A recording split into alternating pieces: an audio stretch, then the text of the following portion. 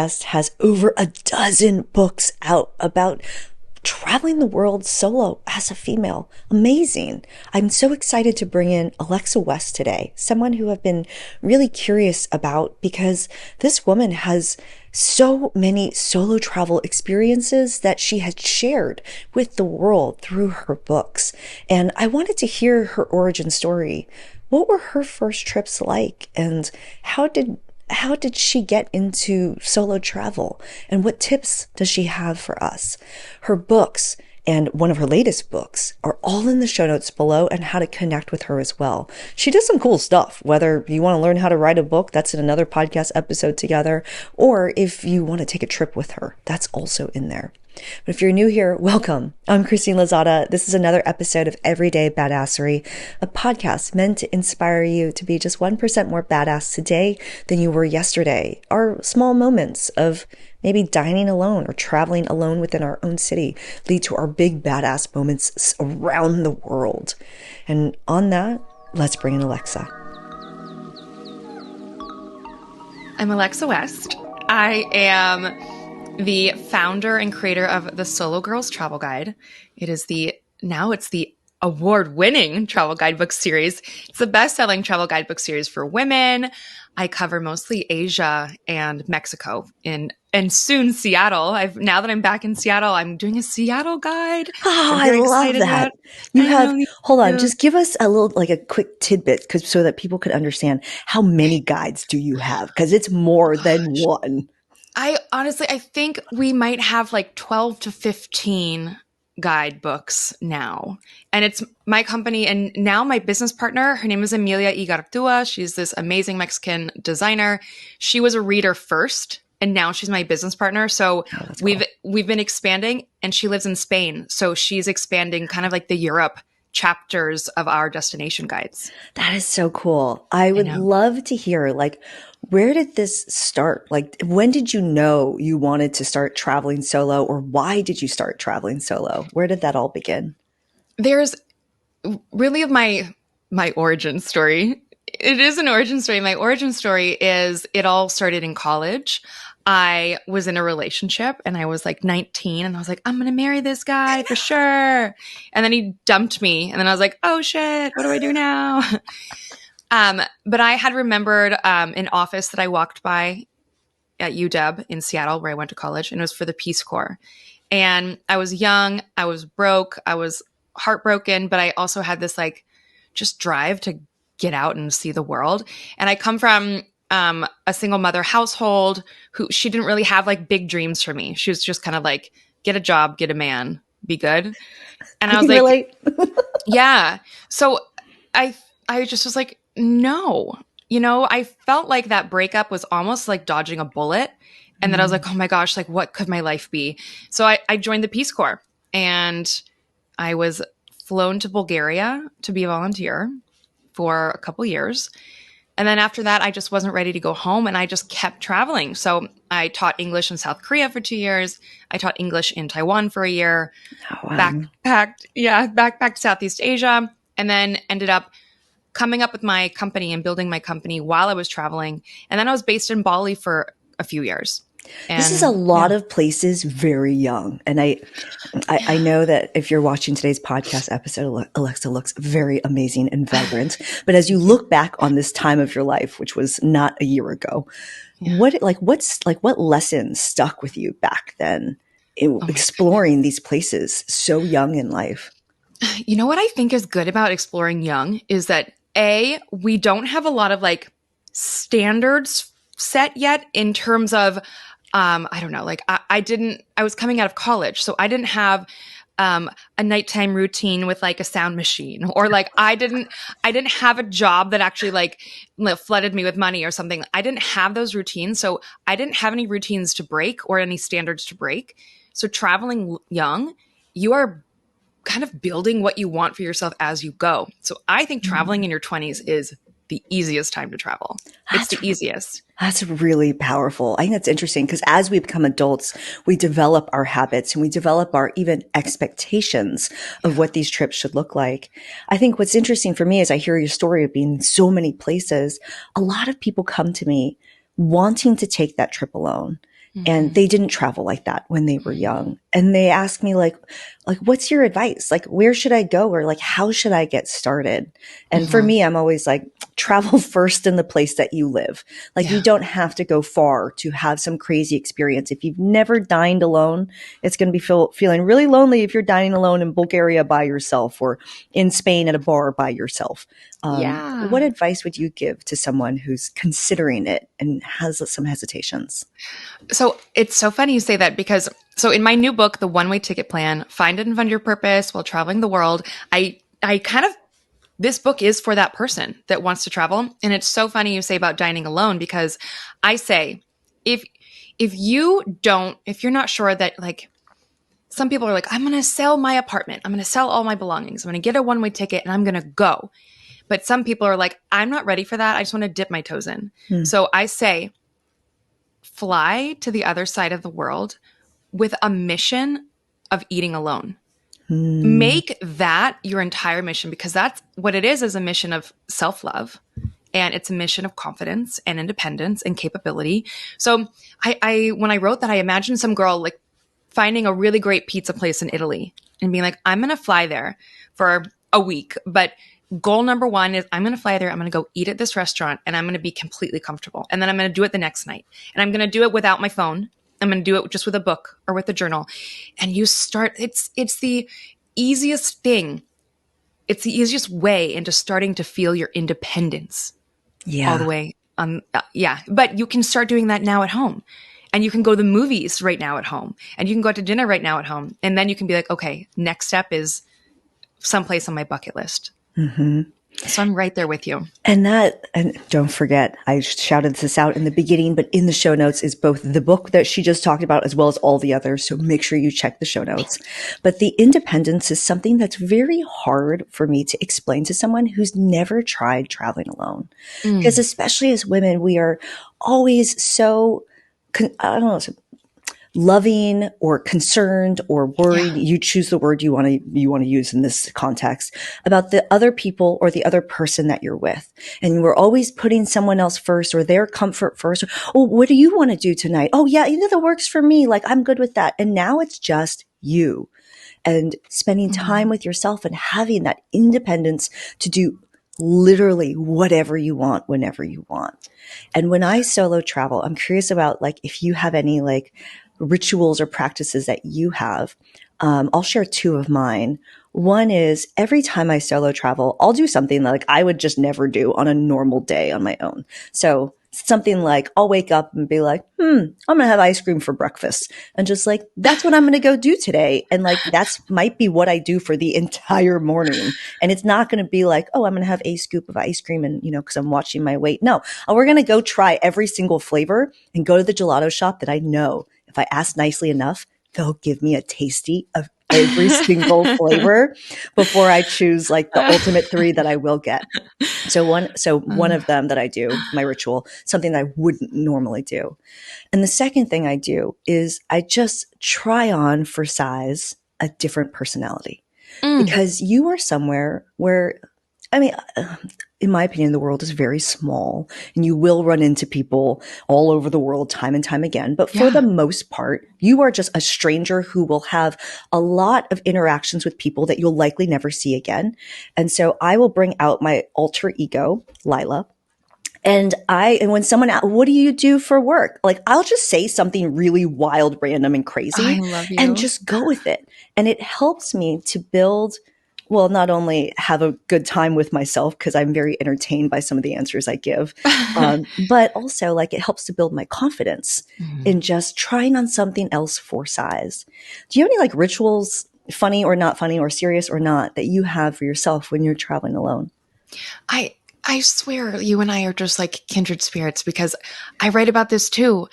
I write about like when you are, okay, you wake up every day, okay? And if you have lived in the same town or just in the same country, and maybe you have like the same friends or you're close with your family, that is you in that context, and that's great.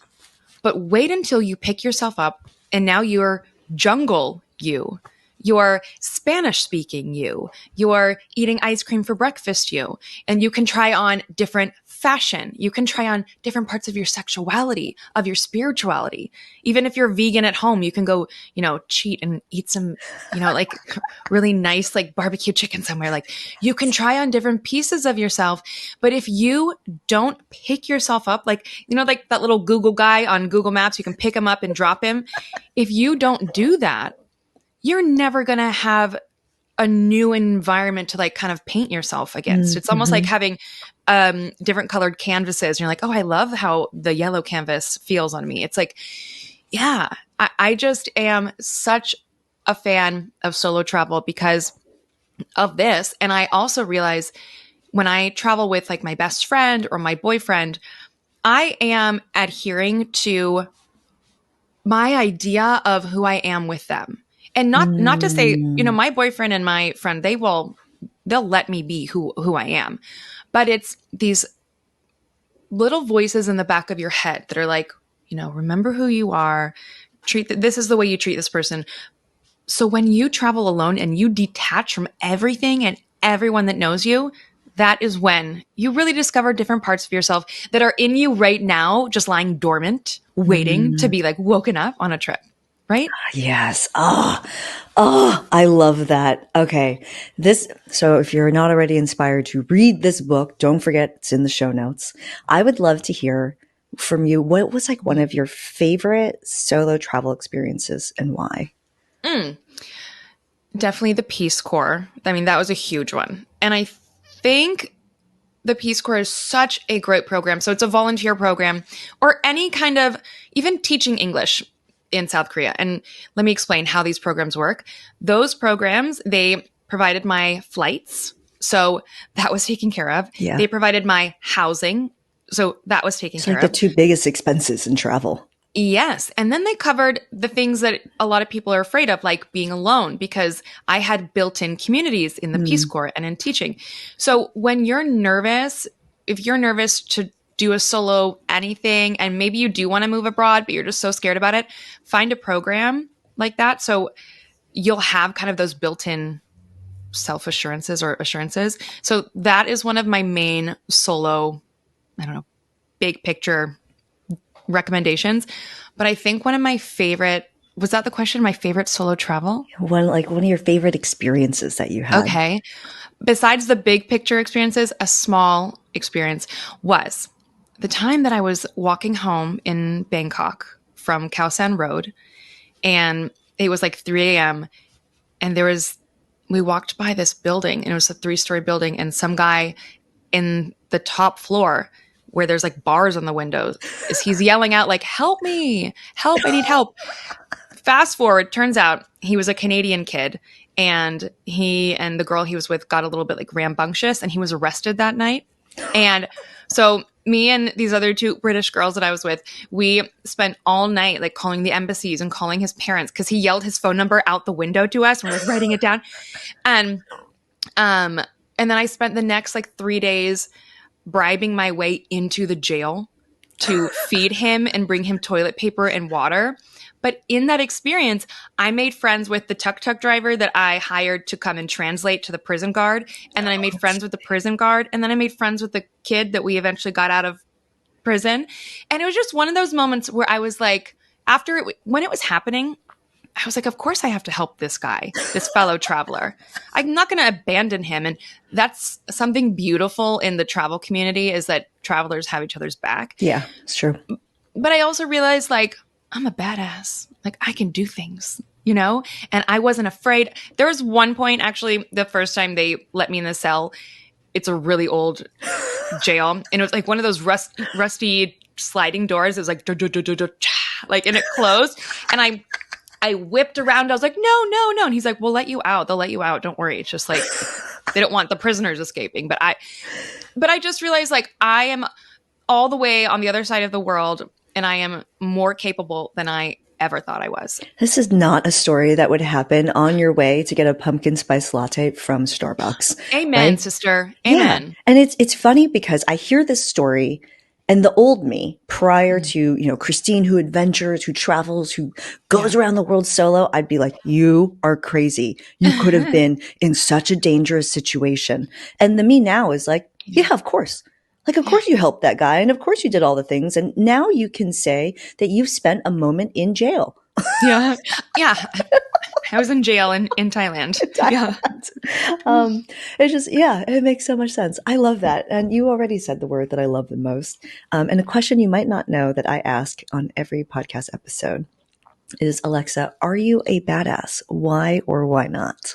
I mean, yes, of course I'm a badass. I Tell am. us why.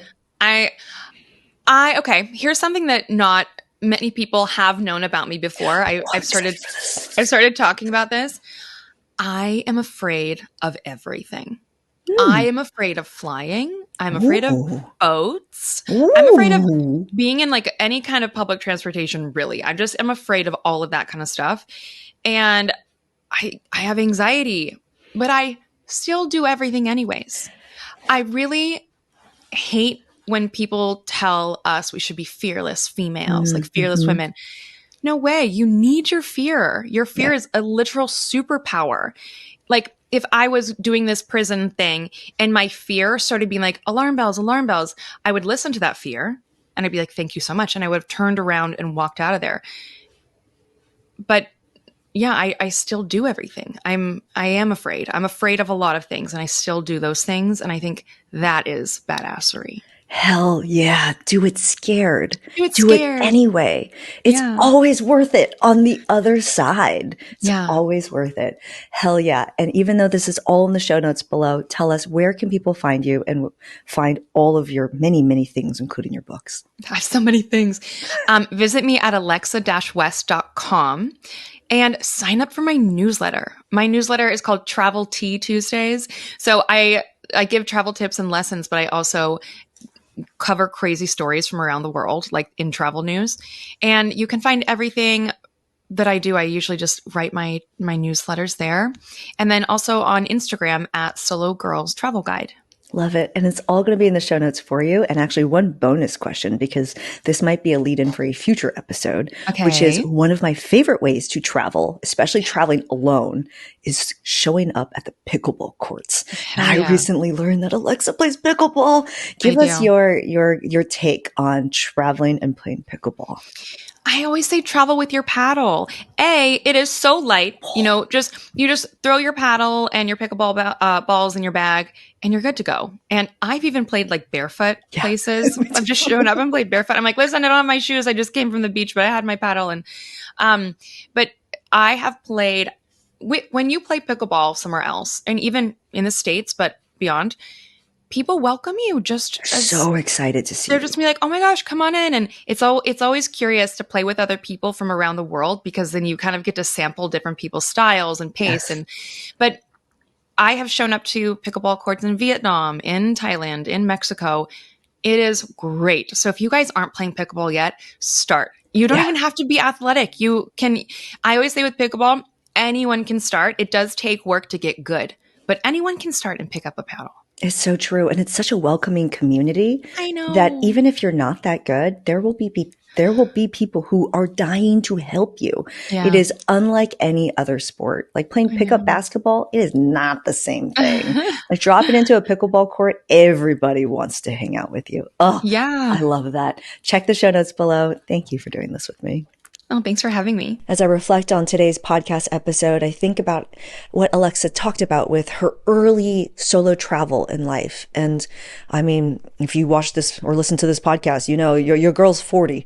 And I did not have those experiences when I was young. I was set on this path set by my parents to go to college and then straight into the work world. Travel was not part of that agenda. It wasn't until later in life that I discovered solo travel and what that meant to me and how important that is to me. And I want to share one quick story about one of the solo travel trips that I recently took as an adult later in life that was really, really important to me. And it might sound silly at a high level, but I went and I partied in Madrid over New Year's by myself. But leading up to that were a few things. One was I had recently left my corporate life, started my YouTube channel life, and was recently started a new relationship with my loving boyfriend, Meatball, that you all have met. And if you haven't, check out those episodes. They're on this podcast. And one of the things about me in my new life is that I was with somebody who is incredibly supportive of the things that not only that I need, but that I want. And one of the things for me is just New Year's is really important to me. I love to have a moment to celebrate the closing of a year and the opening of a new year. I never think it's too late to start new things, but I love having a moment in which the entire world will celebrate the end of something and the beginning of something new, which is the new year. And for me, if you don't know this, Meatball, aka DJ Louis G, he's a DJ, which means New Year's is one of his biggest nights and he's always working. And the jobs he works is sometimes it's really fun for me to go and sometimes it's not. And that year it wasn't. And I didn't really want to go to his event and I didn't really want to spend New Year's by myself. And, but I was willing to spend it elsewhere in the world. And he was like, go have a great time. And the beauty of solo travel is asking yourself, what is it that you want? And I've always been curious about Spain. And I was like, I think I want to go to Madrid. I think I just want to try it out. Why not? I want to go see what this whole grapes thing is about, where they eat the grapes at midnight and all the other things. And I remember without really planning anything, I didn't even look at the weather. I had to buy a nice furry coat while I was out there, by the way. I just went and I let adventure find me. One of my favorite, I've had a lot of amazing New Year's, by the way. It was one of my favorite New Year's. I did bottle service at the club by myself and really talked to nobody and just danced with myself and had an epic time. I went all around Madrid. I rode a bike. I did a bunch of fun tours. I discovered amazing wine bars and tapas spots. I went off into the mountains and learned about the monks out there. I did all kinds of things. It was amazing, but it was exactly what I wanted. Does it look like the exact trip someone else might want to take? No, but I built exactly what I wanted at that point in time, and it had a lot of meaning for me. And it reminded me that life is really short and that understanding and learning about yourself and what you want, building those experiences that make you happy, can help you to bring forward a happier, better, more energetic, more excited you in life. I went into that next year just killing it. I crushed that next year. It was a very successful year for me, both in relationships and business and exploring the world and other things. And that solo trip got me there. And so if you're considering solo travel, look in the show notes below. Look at Alexa's. She has tons of resources. And also ask yourself, spend some time thinking about what's the perfect, most ideal trip for you. Or maybe it's just an idea of something. Because again, I showed up in Madrid with not knowing a whole lot, just with a sense of spontaneity and a willingness to adventure. And really, that's the badass mindset that you need both in solo travel and in life. On that note, I'm Christine Lozada. Connect with me. Connect with Alexa. I'm at Christine Lozada everywhere. If this podcast was helpful, please share it with somebody or leave a positive review. It really does help to distribute it to more people. In the meantime, go forth, be badass, and I'll see you in the next adventure. Ciao.